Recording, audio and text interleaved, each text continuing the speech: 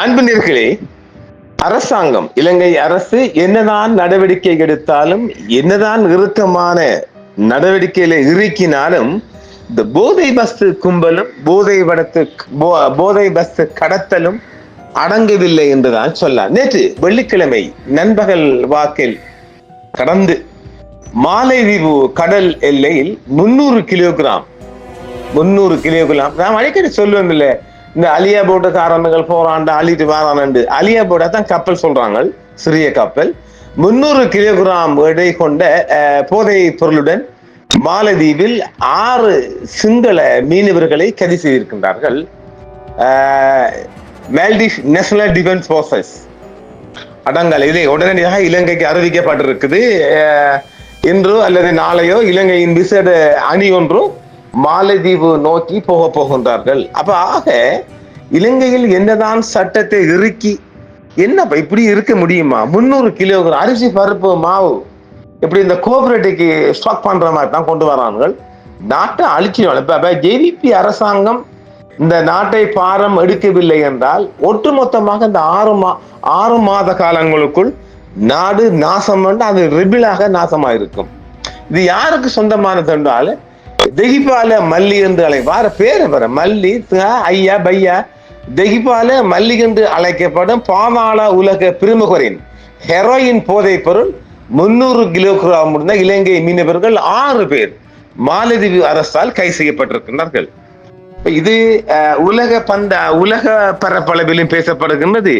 India, இலங்கை, மாலதீவு போன்ற நாடுகளிலும் இது பரவலாக பேசப்படுகின்ற ஒரு விடயமாக மாறி இருக்கின்றது. ஏனெனில் நாங்கள் ஏற்கனவே சொல்லி இருக்கிறோம் இல்ல, ஈரான், பாகிஸ்தான், ஆப்கானிஸ்தான் போன்ற நாடுகளிலிருந்து கடத்தி வரப்படுகின்ற போதை பொருட்கள், போதை பஸ்ஸுகள் மிக அதிகமாக சர்வதேச எல்லையின் கடல் எல்லையில் தான் அது பகிரப்பட்டது அல்லது பரிமாறப்பட்டு வருகின்றது என்றும், அதில் குறிப்பாக தென்பகுதி தங்கால, மாத்தர, காலி இந்த பகுதியை சேர்ந்த அலியா போர்ட் மீனவன் தான், இந்த ராஸ்கள் தான் மிக கூடுதலாக இந்த கடத்தல் விடயத்தில் அரங்கேற்றி வருகின்றது என்பதும் நாம் அடிக்கடி சொல்ல வந்த விடயம் இல்லையா? அதே போன்றுதான் வெள்ளிக்கிழமை தினம் என்றால் சனியும் ஞாயிறும் படைகள் கொஞ்சம் ஓய்வெடுப்பார்கள்.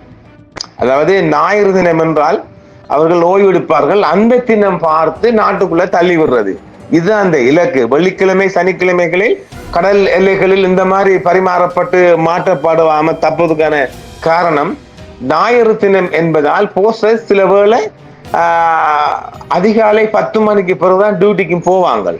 நம்ம நாட்டிலையும் பார்த்திருப்போம். கூடுதலாக இந்த இந்த வெள்ளை பெல்லுடன் திரிவாங்க இல்லையா, வசூல் ராஜா எம்பிபிஎஸ்கள், வசூல் ராஜாக்கள். எங்க வீதி வசூல் ராஜாக்களும் 10 மணி ஞாயிற்றுக்கிழமை என்றால் கொஞ்சம் 10 மணி கடந்துதான் வேட்டைக்கு வலிக்கிடுவார்கள். கொஞ்சம் படுத்து உறங்கி வசூலுக்கு வலிக்கிறது. அந்த மாதிரி கடல் எல்லையில நேவிகள் மற்றும் ரோன்ஸ்கள் எல்லாம் கண்காணிப்பதற்கு ஒரு 10 மணி தாண்டும் முன்னால் இவங்க காலங்காத்தால 5 மணி 4 மணிக்கு எல்லாம் இறக்கி விட்டுருவாங்க. இந்த மாதிரி தான் இந்த போட்டுகள். ஆனா மீன்பிடி போட் மாதிரி தான் இருக்கும். உள்ளுக்கு வலை இருக்கும், வலை சம்பந்தப்பட்ட சமையல் சம்பந்தப்பட்ட கேஸ் சிலிண்டர் எல்லாமே இருக்கும். ஆனால் உள்ளுக்கு தூளும் இருக்கும். இதுதான் இந்த நாட்டில் தற்போது நடைபெற்று வருகின்ற விடயம். ஒரு பெரிய போதைப் பொருள் கடத்தல் தொடர்பாக மாலைதீவு 6 மீனவர்கள், இலங்கை மீனவர்களை கைது செய்ததாக சர்வதேச ரீதியாக அறிவித்திருக்கின்றது. நவம்பர் 9 அன்று, நவம்பர் 9 வெள்ளிக்கிழமை வருதா அன்று மாலதீவின் சிறப்பு பொருளாதார மண்டலத்திற்குள் சுமார் 300 கிலோகிராம் போதை பொருட்களை, ஹெரோயின் மற்றும் கிறிஸ்டல் மெட்ஸ் என்று சொல்லப்படுகின்ற போதை பொருட்களை ஏற்றி சென்ற இலங்கை மீன்பிடி கப்பல், அது அலியா போட்டு தான் கப்பல் சொல்றாங்க, கப்பலை மாலதீவு பாதுகாப்பு படையினர் மால்டீவ் நேஷனல் டிஃபென்ஸ் போர்சஸ் கைப்பற்றியுள்ளதாக அறிவிக்கப்பட்டுள்ளது. இலங்கையை சேர்ந்த 6 ஆண் ட்ரோன்ஸ் கண்காணிப்பு நடவடிக்கையின் போது கப்பல் தடுத்து நிறுத்தப்பட்டதாக மால்டீவ் நேஷனல் டிஃபென்ஸ் போர்சஸ் தெரிவித்திருக்கின்றார்கள். மீன்பிடி கப்பல் ஹெரோயின் மற்றும் படிகமெத்தை ஏற்றி சென்றதாகவும் அதில் 6 இளைஞர்கள் பணியாற்றியதாகவும் கப்பல் மற்றும் அதன் குழுவினர் கைது செய்யப்பட்டு தடுத்து வைக்கப்பட்டதாகவும் மாலதீவு நேஷனல் டிஃபென்ஸ் போர்சஸ் தெரிவித்திருக்கின்றார்கள். இலங்கை கடற்படை வழங்கிய உளவுத்துறையின் தகவலின் அடிப்படையில் இந்த நடவடிக்கை மேற்கொள்ளப்பட்டதாக தகவல்கள் தெரிவிக்கின்றன. இந்த போதைப் பொருள் தெகிபால மல்லி எனப்படும் இலங்கை போதைப் பொருள் கடத்தல் மாபியா என்று சொல்லப்படுவதற்கு சொந்தமான போதைப் பொருள் என்று இலங்கை அரசாங்கம் சொல்கின்றது. இந்த வார தொடக்கத்தில் புதன்கிழமை இரவு போர்ட்டியோ முலிக்கு வடக்கு, அதாவது மாலத்தீவின் ஒரு பகுதி, அது ஏன்னா மாலத்தீவுல பல சிறிய துறைமுகம் இருக்கு இல்லையா, அந்த மாதிரி துறைமுகத்திலிருந்து இரவு நைட் தான் போர்ட்டியா முலிக்கு வடக்கே 137 மைல் கடல் மைல் தொலைவில் சட்டவிரோதமாக இயக்கப்பட்ட 2 இலங்கை மீன்பிடி படகுகளை மால்டீவ் நேஷனல் டிஃபென்ஸ் போர்சஸ் கடலோர காவல் படை ரோந்து படையினர் கைப்பற்றி சமீபத்திய பறிமுதல் அல்லது நடந்து வரும் விசாரணை குறித்து டிஃபென்ஸ் போர்சஸ் இன்னும் கூடுதல் விவரங்களை வெளியிடவில்லை. ஏனெனில் மாலத்தீவு தேசிய பாதுகாப்பு படை நடத்திய ட்ரோன்ஸ் கண்காணிப்பு நடவடிக்கையில் ஹெரோயின் மற்றும் மெத்தம்பெட்டமைன் உள்ளிட்ட 300 கிலோகிராம் போதை பொருட்களை ஏற்றி சென்ற இலங்கை கப்பலை பறிமுதல் செய்ததாக தற்பொழுது உத்தியோகபூர்வமாக மாலத்தீவில் இருந்து வெளியாகும் மிகார் செய்தி தாமனத்துக்கு மாலத்தீவு அரசாங்க காவல் படையால் தெரிவிக்கப்பட்டிருக்கின்றது.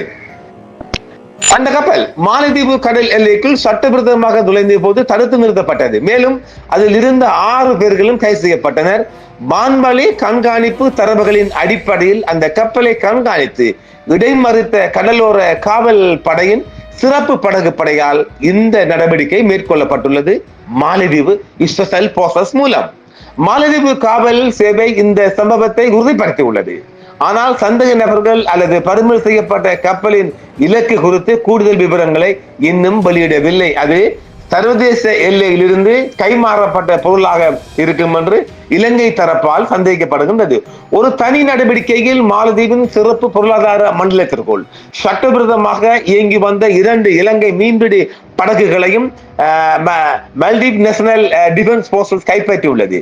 இந்த படகுகள் புதன்கிழமை இரவுதான் பாபு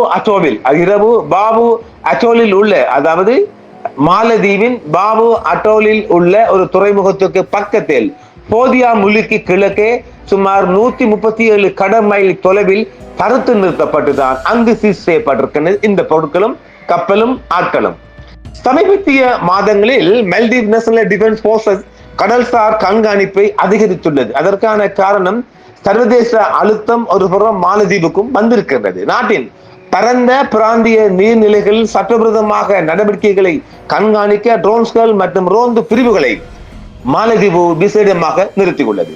சமீபத்திய போதைப் பொருள் பறிமுதல் ஏதேனும் பரந்த கடத்தல் வலையமைப்புடன் தொடர்புடையதா என்பதை அதிகாரிகள் இன்னும் வெளியிடவில்லை. அவர்கள் கூடுதல் செய்திகளை வெளியிட மறுத்து வருகின்றார்கள். சில வேளை இலங்கை அரசாங்க தரப்புக்கு அந்த செய்திகளை பரிமாறலாம் என்றும் எதிர்பார்க்கப்படுகின்றது. இலங்கை போல அவங்க அந்த கொக்கரிக்கல பாருங்க, பிடிச்ச உடனே உங்க ஆளுங்க 6 பேரை கை சேர்க்க வேண்டிய செய்தி மட்டும்தான் வெளியாயிருக்கு. அவங்க எங்க யாரு எங்க எப்படி வந்தாங்கன்றதை மாலத்தீவை இன்னும் வெளியாக்கல. ஆனா இலங்கை அரசு ஒரு கோழி முட்டையை விட்டுட்டு கொக்கரக்கோண்ட மட்டும் இருக்கும்.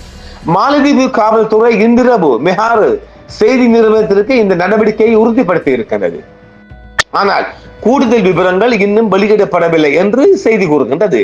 மாலத்தீவு கடற்பரப்பில் சட்டவிரோதமாக இயங்கும் ஒரு வெளிநாட்டு கப்பலை ரேடார் அடையாளம் கண்டதை அடுத்து ராணுவ ட்ரோன்ஸ்களை பயன்படுத்தி விமானப்படை நடத்திய கண்காணிப்பு நடவடிக்கைகளின் போது அந்த கப்பல் கண்டுபிடிக்கப்பட்டது என்று மால்டீவ் நேஷனல் டிஃபென்ஸ் போர்ஸ் தெரிவித்துள்ளது. பின்னர் கடலோர காவல் படை சிறப்பு படகு படையினர் அந்த கப்பலை தடுத்து நிறுத்தி பறிமுதல் செய்தனர். கப்பலின் சரக்குகள் குறித்த விவரங்களை மால்டீவ் நேஷனல் டிஃபென்ஸ் போர்சஸ் வெளியிடவில்லை என்றாலும் அந்த கப்பல் சுமார் 300 கிலோகிராம் ஹெரோயின் மற்றும் படிகமெட்ஸ் ஐஸ் ஆகியவற்றை ஏற்றி சென்றதாக மாலே மிகாறு செய்தி நிறுவனம் தெரிவித்திருக்கின்றது. இலங்கை கடற்படை பகிர்ந்து கொண்ட உளவுத்துறை தகவலின் அடிப்படையில் 6 இலங்கை மீனவர்களால் இயக்கப்படும் இந்த படகு கைது செய்யப்பட்டதாக கூறப்படுகின்றது.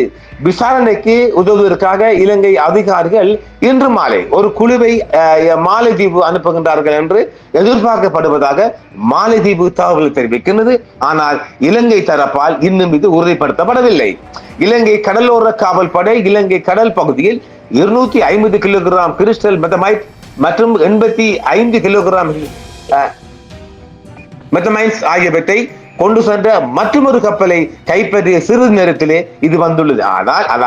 அதாவது ஏற்கனவே 250 கிலோகிராம் கிறிஸ்டல் மெத் மற்றும் 85 கிலோகிராம், கிட்டத்தட்ட 300 335. பாருங்க, இந்த இந்த இந்த இந்த ஸ்ரீலங்கன் நாய்க்களை தான், இந்த நாய்க்களை, சீனா நாய்க்களை ஏற்கனவே ஒரு 330 கிலோகிராம் ஒரு கப்பல் கைப்பற்றப்பட்டிருக்குது. பிறகு 300 கிலோகிராம் 2 கப்பல் அலியா போட் கைப்பற்றப்பட்டிருக்குது. என்னடா இலங்கை அழிச்சிருவாங்களா? கிட்டத்தட்ட இப்படியே விட்டு சேர்ந்தா இலங்கை முற்றுமுழுதாக ஒட்டுமொத்தமாக இலங்கை மக்களின் 90% மக்கள் இந்த குடுப்பாவனை, இந்த தூள் பாவனைக்கு உள்ளாயிருப்பார்கள். ஓரளவு கட்டுப்படுத்தப்பட்டிருக்கின்றது.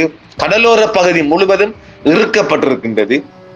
என்ன கேட்டால், இலங்கை நேவி படையை 24 மணி நேரமும் ஒவ்வொருத்தருக்கும் 4 மணி நேரமாக குறிப்பிட்ட எல்லை பகுதிகளில் காவல் கண்காணிப்பை அதிகரிப்பது. ஏனெனில் இந்த போசஸ், இந்த தரைப்படை, இந்த ஆர்மிக்கெல்லாம் நிறைய டியூட்டி கொடுக்கல, ஏனெனில் அவங்க அட்டென்ஷன் எல்லாம் கூட இருப்பாங்கல்ல.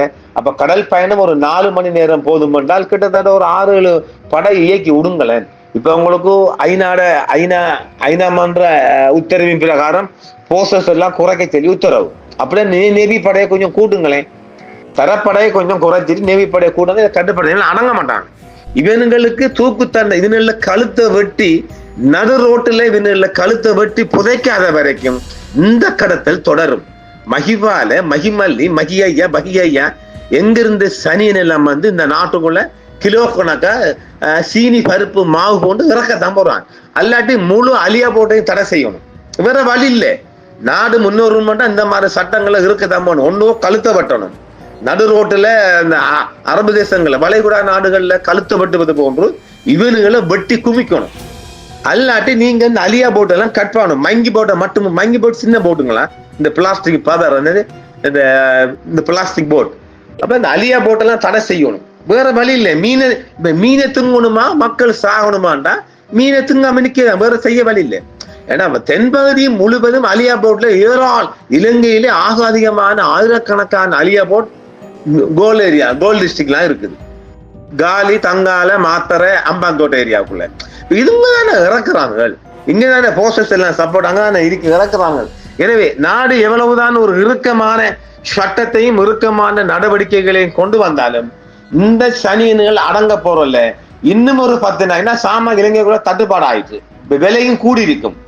தட்டுப்பாடுண்டா, கிராக்கிண்டா, குடிகாரர்களுக்கு சாமான் சரக்கு தேவையில்லை, விலை கூடி இருக்கும். அதனால எப்படியாச்சும் உண்டா இறைக்குன்னா நல்ல காசு பார்க்கலாம் தான் துடிக்கானுகள்.